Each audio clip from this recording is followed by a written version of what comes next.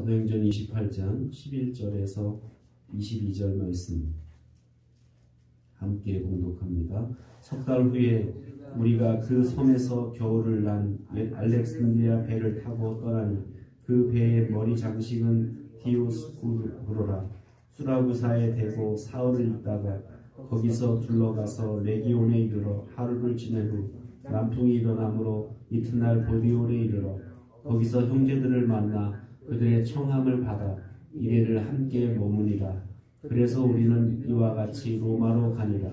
그곳 형제들이 우리 소식을 듣고 아비오 광장과 트레이스 타베르네까지 맞으러 오니 바울이 그들을 보고 하나님께 감사하고 담대한 마음을 얻으니라. 우리가 로마에 들어가니 바울에게는 자기를 지키는 한 군인과 함께 따로 있게 허락하더라.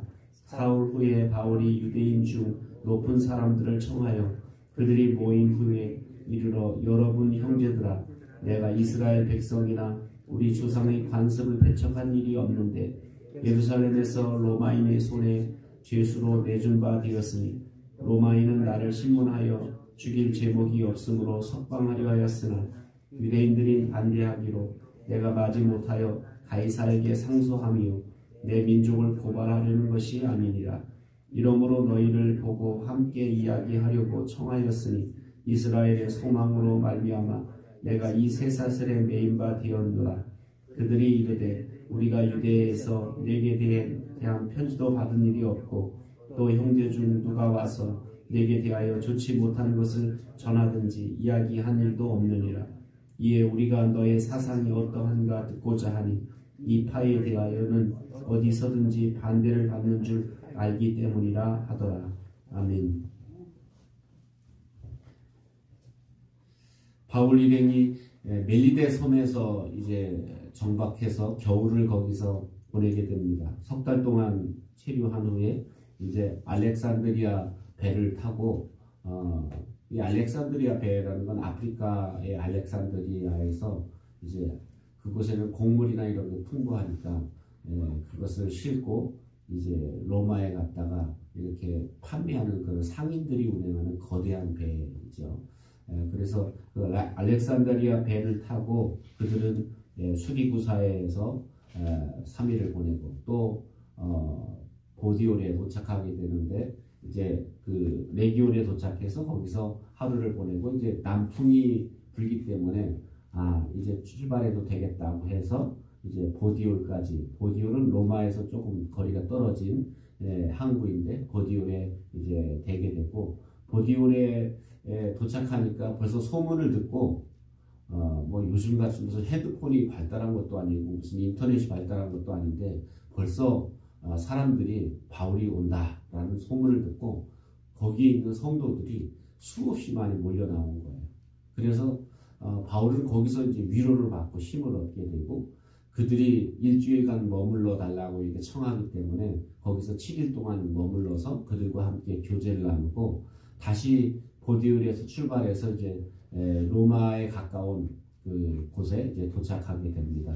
그래서 거기서 이제 아비오라는 광장이 있는데 그 아비오라는 광장에 수많은 유대인들이 벌써 소문을 듣고, 유대인들이라는 것은 이미 예수 믿는 그 유대인들이, 예수 믿는 그런 믿음의 사람들이 이제 몰려 나와서 바울을 환영하고 바울을 맞이하는.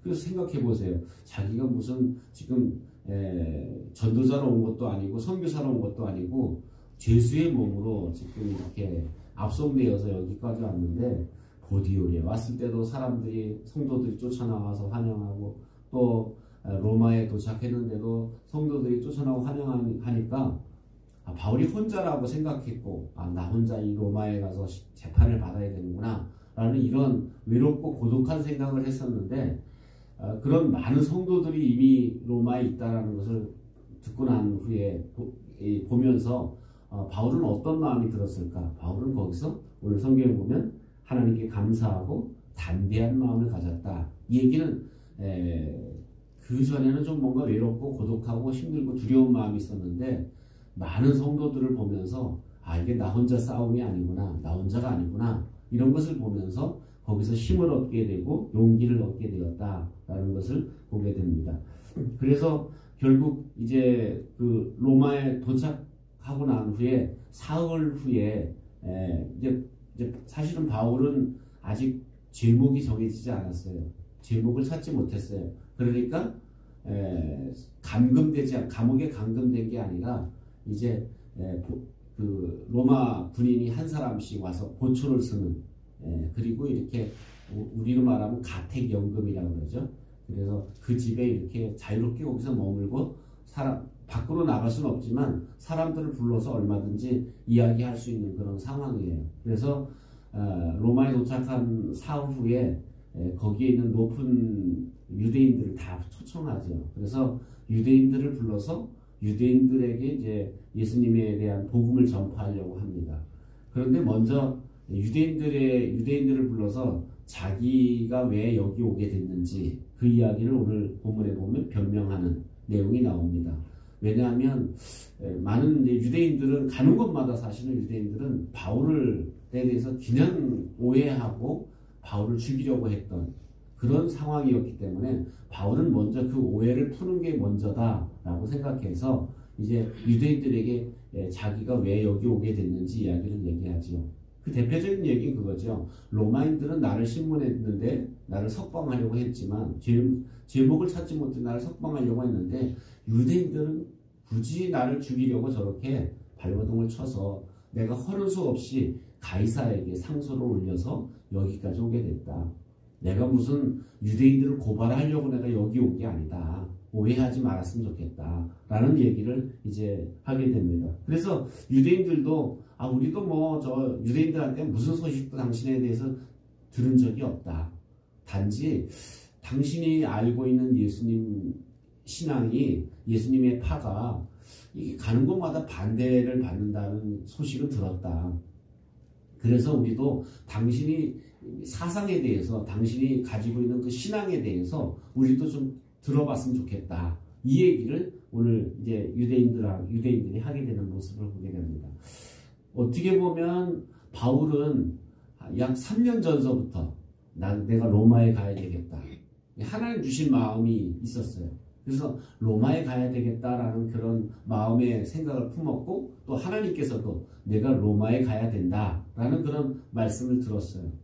그런데 결국 그 하나님의 계획대로 로마에 오게 됐지만 물론 로마까지 오는 길은 정말 목숨을 걸어야 되는 여러 가지 어려움도 있었고 환난도 있었고 또 가이사랴 감옥에서는 2년 동안이나 투옥되고 감금되는 그런 상황도 있었어요. 그런데 결국은 하나님의 계획은 어떻게 됐어요? 이루어졌다라는 거예요. 그래서 오늘날 우리의 삶도 마찬가지입니다. 하나님이 뜻하시고 하나님이 계획하신 건 반드시 이루어지는데 문제는 내가 포기하지만 않으면 내가 그 일에 믿음을 가지고 서 있기만 하면 그리고 내가 나를 통해 복음의 통로가 되고자 내가 나를 도구로 드려지기만 하면 하나님의 계획은 반드시 이루어진다는 거예요.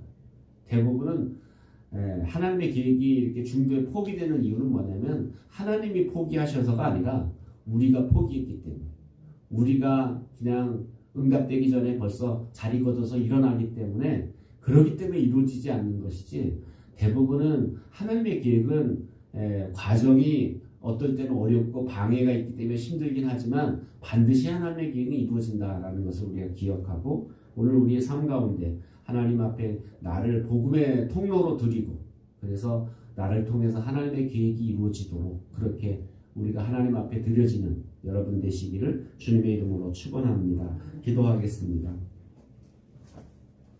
말씀을 기억하면서 함께 기도할 때 우리가 복음의 통로가 되어서 나로 인해서 다른 이들이 복음 앞에 나올 수 있도록 인도해 달라고 기도하고 하나님 우리가 이뤄진 영혼들을 구원하는 일 이것을 우리가 포기하지 않으면 하나님이 반드시 이루심을 우리가 기억하고 그렇게 우리가 복음의 통로로 드려지게 해달라고 또 오늘 주님 앞에 드려진 예배가 신령과 진정으로 드려진 예배가 되도록 또 여러분의 자신의 기도 제목을 놓고 기도합니다.